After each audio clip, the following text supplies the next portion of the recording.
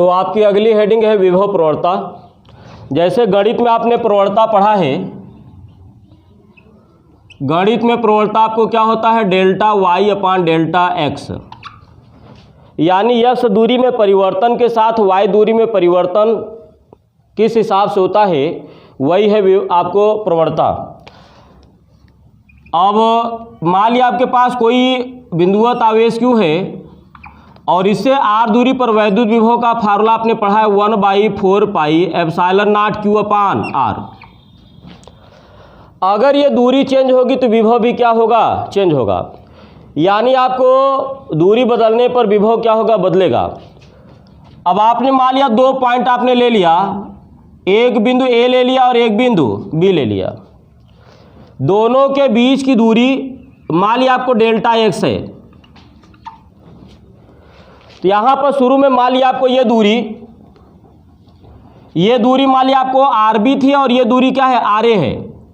तो RB में से RA को घटा दिया तो मान लिया आपको ये दूरी कितना हो गया, डेल्टा x हो गया।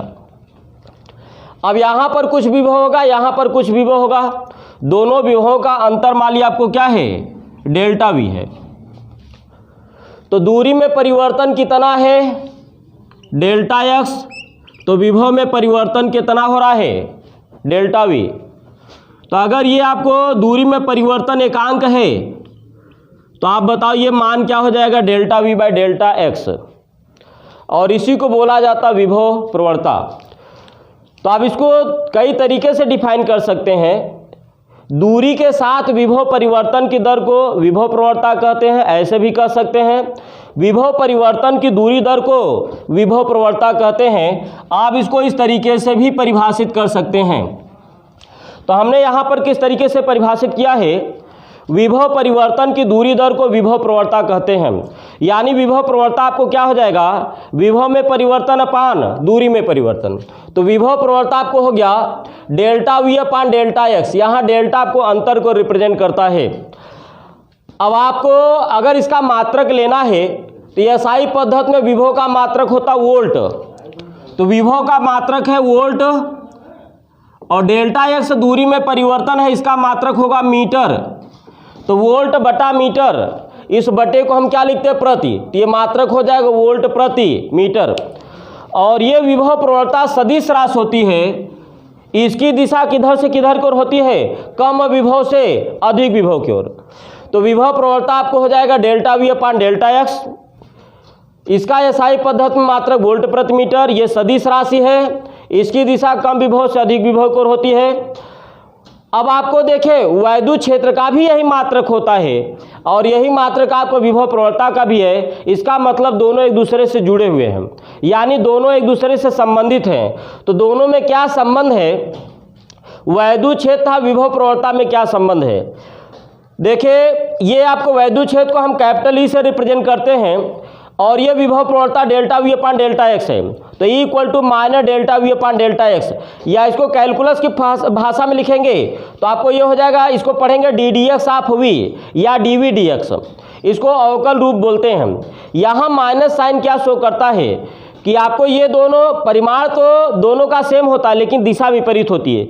इसकी दिशा कम विभव से अधिक विभव की ओर होती है और इसका मतलब उसमें माइनस का गुणा करेंगे तो इसकी दिशा क्या हो जाएगी, अधिक विभव से कम विभव की ओर।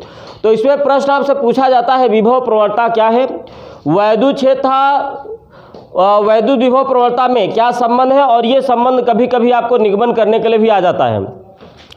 तो कैसे निगमन करेंगे, अब यहाँ पर एक वैद्युत क्षेत्र एक समान भी ले सकते हैं असमान भी।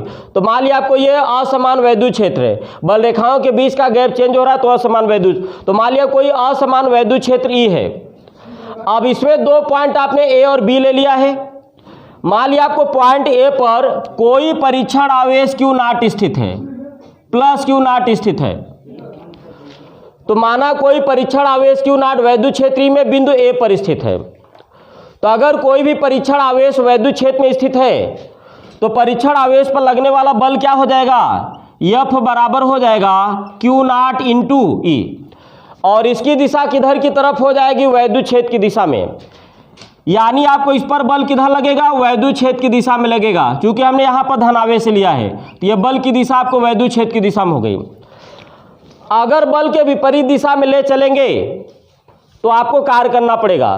तो अगर आप बल के विपरीत दिशा में आप इधर ले चलोगे तो आपके द्वारा किया गया कार्य तो पॉजिटिव होगा, लेकिन वैद्युत बल के द्वारा किया गया कार्य निगेटिव होगा, क्योंकि वैद्युत बल की डायरेक्शन इधर है और विस्थापन आपको इस डायरेक्शन में है। तो वैद्युत बल और विस्थापन आपको विपरीत दिशा में, इसलिए वैद्युत बल द्वारा किया गया कार्य निगेटिव होगा। तो यहाँ पर हम कौन सा कार्य लेने जा रहे हैं? वैद्युत बल के द्वारा। तो परीक्षण आवेश को वैद्युत क्षेत्र के विपरीत दिशा में बिंदु ए से बिंदु बी तक सूक्ष्म विस्थापन डेल्टा एक्स करने में किया गया कार्य। अब आप बताइए, अगर इधर की दिशा को अगर हम प्लस बोले तो इधर की दिशा आपको माइनस हो जाएगी, या W = FD cos थीटा से अगर आएंगे तो चूंकि दोनों विपरीत दिशा में तो आपको थीटा 180 होगा और cos 180 का मान माइनस होता है, इसलिए आपको इस फार्मूले में माइनस आएगा। तो कार्य आपको हो जाएगा W = -F × डेल्टा एक्स। तो बल और यहाँ पर विस्थापन आपको दोनों विपरीत दिशा में है, इसलिए आपको यहाँ पर ये निगेटिव आएगा वैद्युत बल द्वारा किया गया कार्य। अब F का मान कितना पढ़ा है? Q0E इंटू क्या है? Delta x. अब हम Q0 को इधर लाते हैं तो W अपान ये हो जाएगा Q0 इक्वल टू आपको हो जाएगा, इसमें आपको क्या बचा? E into delta x. अब आप बताइए किया गया कार्य क्या होता है? जिस आवेश को ले चलेंगे, कौन सा आवेश को ले चल रहे? Q0 को, into V final minus V initial. तो यहाँ फाइनल कौन है? B का विभव, माइनस इनिशियल कौन है? A का विभव। देखिए आपने पढ़ा है वैद्युत क्षेत्र की दिशा अधिक विभव से कम विभव को होती है। तो चूंकि आपको ये डिस्टेंस बहुत कम है तो विभव में अंतर भी बहुत कम होगा। तो अगर आपको यहाँ का विभव V है तो यहाँ का विभव मान लिया V + डेल्टा V हो गया। तो ये बताइए W = हो जाएगा Q0, B का विभव कितना है? V + delta V, minus A का विभव कितना है? V। तो V से V कैंसिल हो गया, तो W = हो जाएगा Q0 इंटू डेल्टा V। अब आप बताइए इस Q0 को इधर लाओगे तो बताइए W upon Q0 equal to कितना हो जाएगा? Delta V। तो यहाँ पे W अपान Q0 क्या हो गया? ये डेल्टा V हो गया। डेल्टा V यानी A और B के बीच का विभवांतर, और यही परिभाषा भी आपने पढ़ा है। तो ये डेल्टा V इक्वल टू कितना हो जाएगा? Minus into delta x. अब हम क्या करते हैं, इस डेल्टा एक्स को इधर लाते हैं तो बताइए E इक्वल टू कितना हो जाएगा? Minus delta V upon delta x. और यही आपको हो गया वैद्युत क्षेत्र और विभव प्रवणता में संबंध।